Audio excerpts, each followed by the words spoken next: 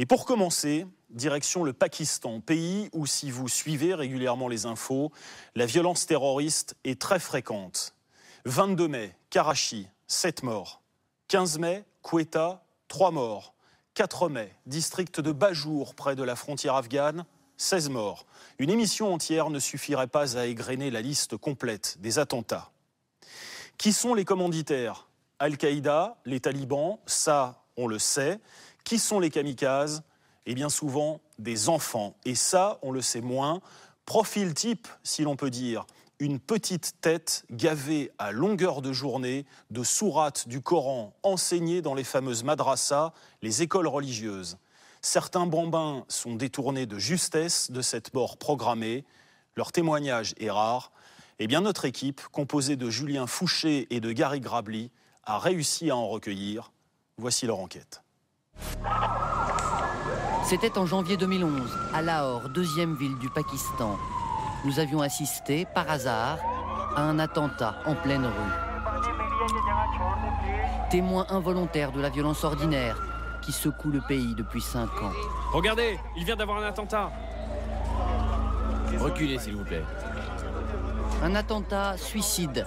Les premières informations commençaient à circuler. Un kamikaze avait fait exploser près d'un barrage de police une bombe cachée dans son sac à dos. Une centaine de blessés, 15 morts. Des corps déchiquetés, éparpillés sur le sol.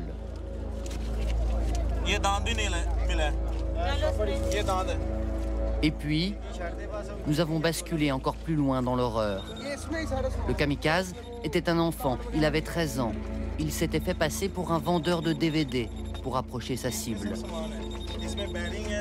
C'est avec toutes ces petites pièces de métal qu'il a fait sa bombe. L'enquête est en cours et nous irons jusqu'au bout pour trouver qui est derrière cette opération. Exhibition macabre, les restes du kamikaze et de ses victimes. Cette scène est restée gravée. Nous avons voulu comprendre le parcours de cet enfant. Un an après, nous sommes retournés sur cette place de l'Ourdou Bazar. La vie a repris son cours, du moins en apparence.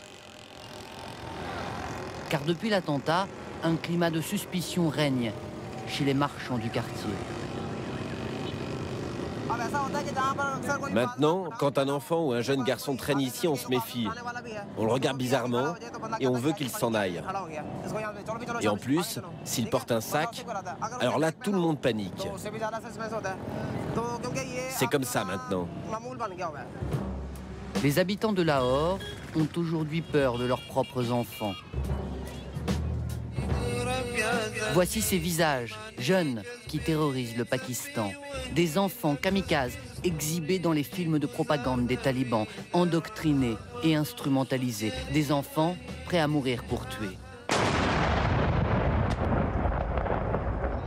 Dans leurs vidéos, les talibans n'hésitent pas à mettre en scène les derniers instants de leur candidat au suicide. Quel est ton message pour tes parents et pour tes amis? Mon nom est Shahid Hafez Ali et je veux dire à mes parents que quand ils recevront la nouvelle de mon martyre, ils doivent être heureux. Allah m'a montré le droit chemin. Veste et ceinture d'explosifs sanglés au corps, ils opèrent dans les grandes métropoles du pays. Leur cible, les bâtiments administratifs, les militaires, les policiers et les foules.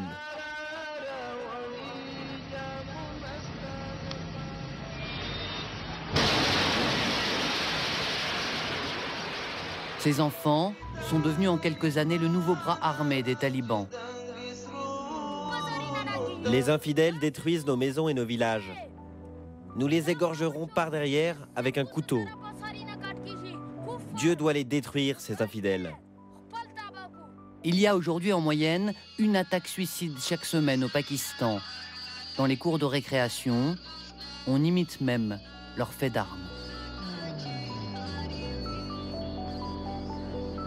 Des kamikazes à peine sortis de l'enfance qui tuent chaque année près de 1000 personnes.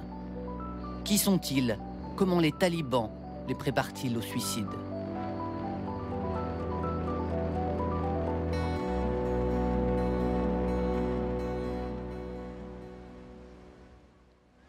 Notre enquête commence à Karachi, dans le sud du pays, une fourmilière de 20 millions d'habitants. C'est ici, après des semaines de recherche et de négociations, que nous sommes parvenus à convaincre un ancien candidat, embrigadé par les talibans, de témoigner. Arshad devait devenir un enfant kamikaze, un destin auquel il a échappé de justesse. À l'époque, il avait 17 ans. Aujourd'hui, il en a 20. Au départ, je n'avais pas du tout dans l'idée de devenir un kamikaze. Je voulais faire la guerre avant tout. Le djihad, les armes à la main, comme beaucoup de jeunes garçons ici. Mais me faire exploser, non. Arshad a bien voulu nous raconter son histoire en compagnie d'Abiboula, son oncle, dans un endroit anonyme, un stade du centre-ville de Karachi, loin de son quartier. Arshad craint aujourd'hui pour sa vie. Il a témoigné contre ceux qui voulaient faire de lui une bombe humaine. Depuis, son oncle veille sur lui. Je me sens responsable de ce qui est arrivé. Je n'ai pas fait assez attention à lui. La plupart du temps, il avait l'habitude de rester enfermé à la maison. Il ne sortait pas. Il avait peut-être honte de son handicap au pied et d'avoir été abandonné par son père. Arshad, l'enfant solitaire, a 15 ans quand il se tourne alors vers la religion. Il se met à suivre des cours dans l'école de la mosquée du quartier. C'est dans une madrasa qu'il se fait repérer par un recruteur taliban infiltré parmi les fidèles. J'étais un gamin. Il t'a bourré le crâne avec le paradis. C'est vrai, avec cet homme, j'ai eu de longues conversations sur la religion. Il m'a fait réciter des versets du Coran, il m'a parlé de la guerre en Afghanistan. En fait, il me manipulait et me préparait mentalement. C'est tout ce que je peux dire aujourd'hui. Il lui disait, tu es un orphelin, tu as la polio. À quoi tu sers ici, dans ce monde? Tu ferais mieux de te sacrifier pour ta religion. Voilà comment cet homme lui a lavé le cerveau. C'est le début d'un long processus d'endoctrinement qui va durer plusieurs mois. Le recruteur d'Arshad a depuis été arrêté par la police. Nous sommes allés à la rencontre de l'homme qui a organisé le coup de filet.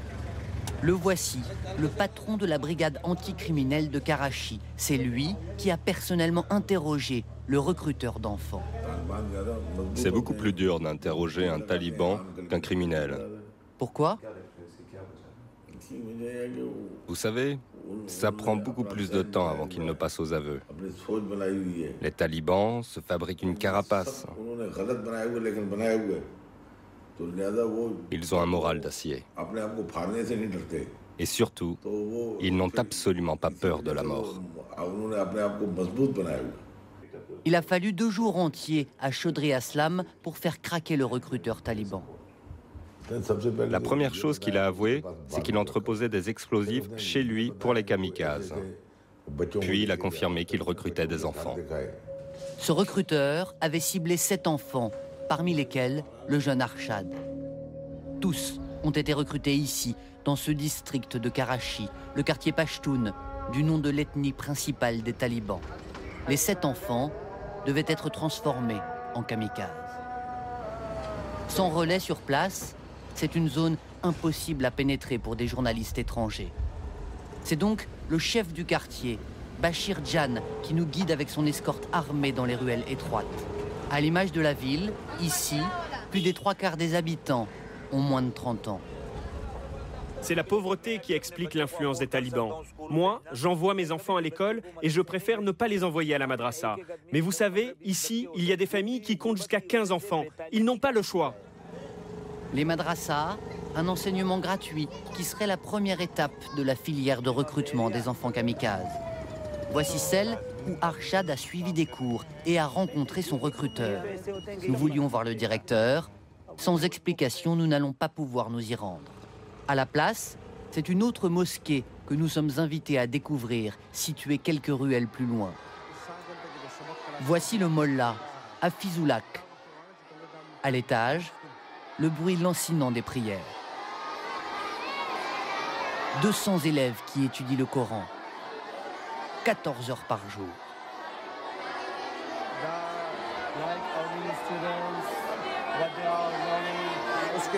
Celui-là, il a appris le Coran par cœur. Toi, lève-toi. Lui, il a tout mémorisé. Quand on lui demande s'il est possible qu'un de ses élèves puisse devenir kamikaze un jour, le leader religieux botte en touche. Ces enfants sont très jeunes. Ils ne connaissent rien au monde qui les entoure. Ils ne connaissent même pas leur propre ville. Ils ne trouveraient même pas leur chemin ici. Comment voulez-vous qu'ils deviennent ce que vous dites? Je ne crois pas que cela puisse arriver ici. Les professeurs interdisent toute distraction comme la télévision ou la musique. Aucune influence du monde extérieur et une pratique rigoriste de l'islam. À l'écart, nous interrogeons les enfants et leur discours est déjà bien rodé. Ici, grâce à la madrasa, nous irons directement au paradis. Tous les jours, à 18 h, la madrasa se transforme en mosquée ouverte à tous. Des hommes arrivent et se mélangent aux enfants. Croyants, simples fidèles ou talibans, nous ne le saurons pas et sommes invités à quitter les lieux. Pourtant, c'est justement pendant la prière dans sa madrasa qu'Arshad, lui, affirme avoir été approché. Après quelques semaines, son recruteur lui donne rendez-vous un matin dans cette zone de transit au nord de Karachi. Son heure est arrivée. Il est mûr pour partir dans un camp d'entraînement, apprendre le maniement des armes. Le camp où il est emmené est situé dans les montagnes du Waziristan, le long de la frontière afghane. Pour les Américains, la région est le sanctuaire du terrorisme international. Seuls quelques journalistes locaux ont pu ramener ces rares images. On y découvre des combattants d'une vingtaine d'années qui se regroupent dans une grotte. Arshad, lui, est rejoint dans son périple par des dizaines d'adolescents et des jeunes volontaires, comme lui. 3 jours de voyage pour rejoindre un camp tenu par le TTP, les talibans pakistanais liés à Al-Qaïda. C'est là qu'il va être préparé pour la guerre. Mon but, c'était le djihad. Et c'est pour ça que je partais. J'étais prêt pour ça. Ce camp d'entraînement des talibans pakistanais a été filmé l'année dernière par les talibans eux-mêmes à la demande d'un journaliste local. À l'image, une centaine de candidats au suicide s'initient au maniement des armes et à l'usage des explosifs. Ces futurs kamikazes vont être suivis, entraînés, endoctrinés pendant plusieurs semaines. Les commandants défilent et viennent motiver leurs nouveaux soldats. Le temps où l'islam vaincra est proche. Et la charia s'appliquera dans ce pays et dans le monde entier, même là où vivent les infidèles. Vous allez sacrifier tout ce que vous avez. Vous allez mener des attentats suicides et vous ne serez jamais esclaves des infidèles. Les porte-paroles du mouvement affirment aujourd'hui disposer de 2000 jeunes disséminés dans tout le pays, prêts à mourir et à se faire exploser à la demande. Arshad était programmé pour être l'un d'entre eux. Il nous parlait de beaucoup de choses, mais ce qui revenait tout le temps, c'est la promesse du paradis. Et qu'est-ce qu'il vous disait? Il nous répétait qu'Allah accueillerait quoi qu'il arrive toutes les familles des martyrs.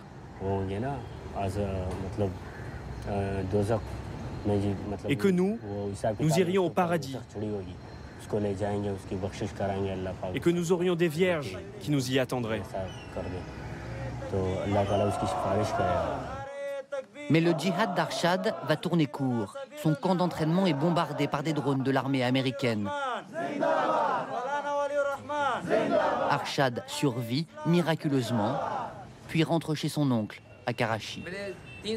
Je n'ai jamais eu le courage de lui poser des questions comme vous. Pourquoi il est allé là-bas? Comment en est-il revenu? C'est fini maintenant. Aujourd'hui, je ne suis plus embrigadé. Mon esprit est libre et j'ai les idées claires. Mais par contre, le combat de ces groupes armés, je ne peux pas vous dire s'il est justifié ou s'il est condamnable. Ce qui est certain, c'est que je n'ai jamais eu l'intention de tuer quelqu'un, je ne l'avais même pas envisagé. La situation était complètement folle, j'étais dépassé, j'étais perdu au milieu de tout ça. D'autres jeunes iront jusqu'au bout de leur démarche suicidaire. Nombreux sont ceux qui ont été contraints de franchir ces montagnes pour aller se faire exploser à Kandahar, dans le sud de l'Afghanistan. Lorsque nous arrivons en ville, justement, une colonne de fumée s'élève dans le ciel. Les talibans viennent de lancer 2 kamikazes sur un commissariat. Depuis le début de l'année, 20 candidats au suicide ont été arrêtés par les autorités de la province. Ceux qui ont moins de 13 ans ont été directement reconduits dans leur famille, trop jeunes pour la prison, disent les autorités.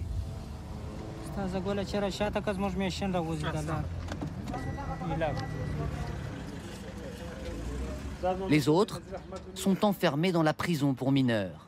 Ce sont eux que nous sommes venus rencontrer ce jour-là. Derrière les grilles, une trentaine d'adolescents croupissent dans 2 cellules insalubres de 15 mètres carrés.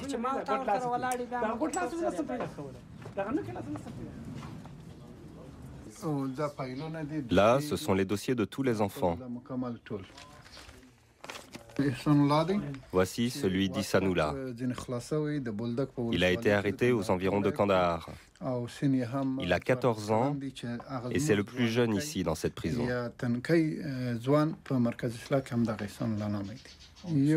Ça fait 1 mois qu'il est là et il va rester ici jusqu'à l'âge de 18 ans. Ihsanullah, c'est lui. Ce jeune Afghan illettré était un kamikaze. Il affirme, comme pour se défendre, avoir été recruté de force par les talibans. Il lui aurait promis le paradis s'il parvenait à tuer des soldats américains de l'autre côté de la frontière. Pour finir, il lui confie un gilet lesté de 5 kilos d'explosifs. Ils m'ont mis cette veste, les bras étaient couverts, le ventre aussi, de là à là. C'était vraiment très épais. Et au-dessus de ça, ils m'ont mis un pull. Il n'y avait rien sur mon dos, juste sur le devant. Et après, ils m'ont emmené dans une voiture blanche. Ils ont demandé au chauffeur de me déposer dans un bazar, là où il y a tous les bus. Et ils ne m'ont rien dit d'autre. Ihsanullah débarque dans la banlieue de Kandahar, une ville qu'il ne connaît pas, à plus d'1 journée de route de chez lui. Le jeune kamikaze est contrôlé à un barrage. Les policiers le fouillent et trouvent rapidement sa veste d'explosifs. Ihsanullah a la vie sauve, car il n'oppose aucune résistance.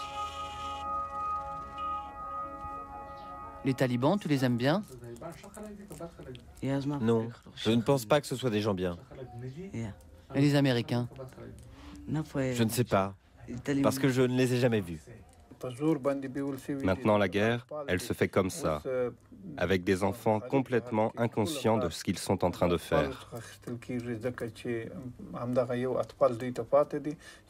Les talibans, ils sont prêts à tout pour atteindre leur cible. C'est cela qui compte avant tout pour eux et rien d'autre, peu importe les moyens. Ihsanullah sera transféré dans une prison pour adultes à sa majorité. Certains kamikazes peuvent passer 15 années de leur vie derrière les barreaux. Alors y a-t-il une alternative à la prison pour ces enfants kamikazes? Notre enquête se poursuit dans le nord du Pakistan, dans la vallée de Swat. Aujourd'hui, une expérience unique est menée par les militaires dans ce centre de rééducation. Une centaine de jeunes âgés de 14 à 20 ans, tous anciens talibans ou kamikazes. Les militaires tentent de les déradicaliser. À l'origine du projet, une psychologue, Feria Peracha. Une mère de remplacement pour ces djihadistes repentis. Elle ne souhaite pas que nous parlions directement aux écoliers. Nous avons seulement pu filmer, à travers une vitre sans teint, une de ses consultations. L'ancien kamikaze qu'elle voit ce matin a 16 ans, 3 années chez les talibans, avant d'être arrêté avec une ceinture d'explosifs dans une mosquée. Comment ça va? Le moral, ça va mieux? Non. J'ai vraiment mal parfois. Je suis mal. Quand je suis seul, j'ai ces pensées horribles et je ne veux en parler à personne. Je veux que tu oublies le passé, comme un livre que tu as lu et que tu as oublié. Et il y a plein d'autres livres après tout cela qui vont te rendre heureux. Où sont tes amis? Tu as des nouvelles d'eux depuis que tu es ici? Moustak, c'était mon meilleur ami. Et il est où maintenant? Il était en Afghanistan, il a été tué. Tué? Il était terroriste? Oui. Et tu avais d'autres amis à part lui? J'en avais 2 autres. Ils étaient à l'école avec moi. Et ils sont où maintenant? Je ne sais pas. Vous savez, le centre d'entraînement, il était juste en face de l'école. Alors on y est tous allés.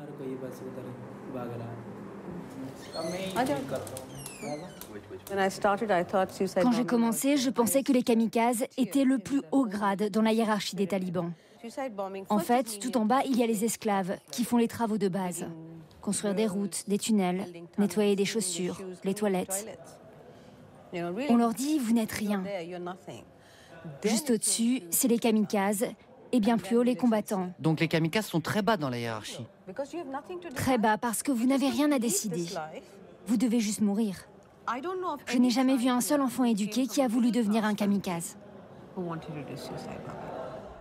Aider ces anciens djihadistes à tourner la page d'une enfance passée chez les talibans. Cela peut prendre quelques mois ou plusieurs années. Tous les matins, salut au drapeau pakistanais et chansons patriotiques. Près de 300 adolescents sont passés par cette école depuis son ouverture il y a 3 ans. Certains ont appris un nouveau métier ou découvrent la musique qui leur était interdite.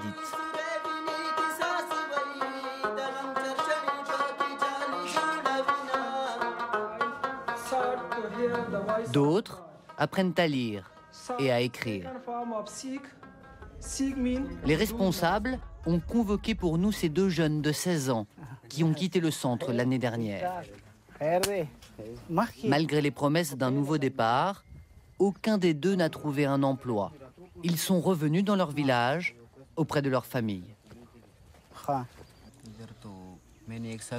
J'ai passé une année ici. Une année en prison, ça leur était très différent. Ici, j'ai étudié, j'ai appris des choses. Ça m'a beaucoup aidé. Et est-ce que tu regrettes ce que tu as fait? Non, non, je n'y pense pas.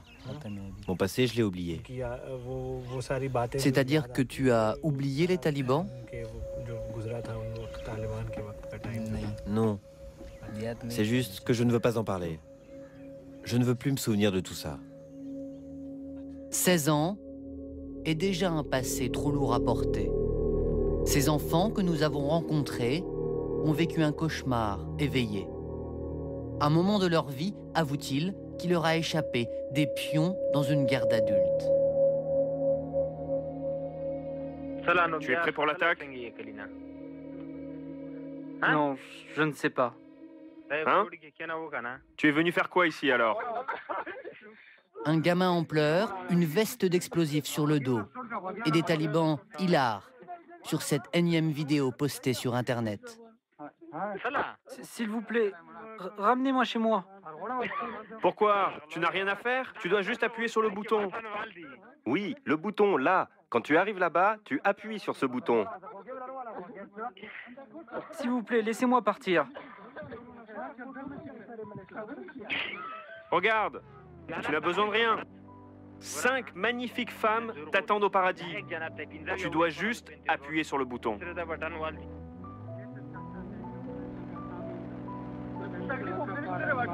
Je n'ai même pas prévenu ma famille. Je n'ai prévenu personne. Personne ne sait si ce jeune homme a obéi et s'il est allé au bout de sa mission. Une partie de ces enfants sacrifiés termine dans un endroit unique au monde. En plein désert, dans le sud de l'Afghanistan, nous avons découvert ce cimetière, des tombes alignées, balayées par le vent.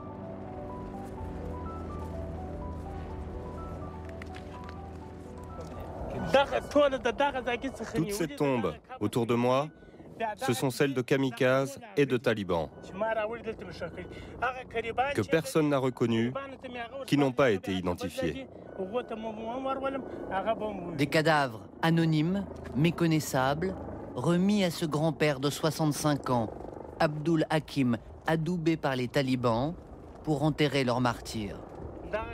Ça, c'est la dernière personne que j'ai enterrée.